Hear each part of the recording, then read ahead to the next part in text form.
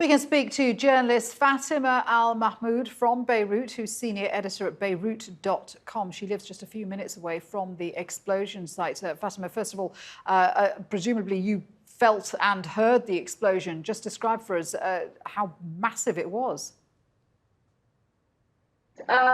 Basically, this was one of the largest explosions to ever hit Beirut.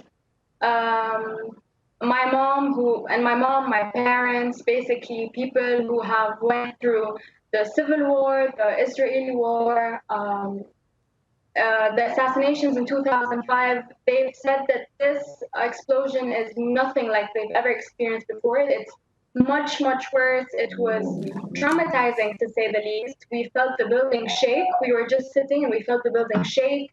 Our glasses shattered, and we don't live exactly on the port. We are a few minutes away. We live on an internal road, and the bomb still had this massive effect on areas everywhere. People in the south, people in the north. Cyprus is even reported hearing the explosion. So yes, it's definitely massive. So the information coming through now is that it could possibly be a warehouse explosion. What do we know about explosive materials stored at the port? Initial information was saying that it contained fireworks, but this was immediately denied by the head of general security. So basically now they're reporting that the chemical material that was found in the warehouse is ammonium nitrate, which is highly, highly explosive. And they're also reporting that it could be toxic, with the fumes in the air could be toxic. So it's a very frightening situation for people. And the Red Cross and the Minister of Health are saying that the number of injured is well over 2,000, around 2,750. The hospitals must be overwhelmed. How are they coping?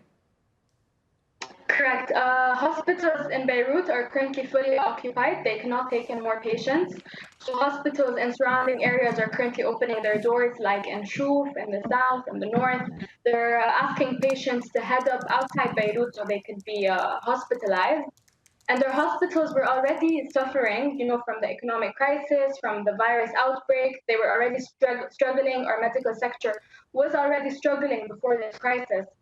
So many of them were also impacted and destroyed by the explosion.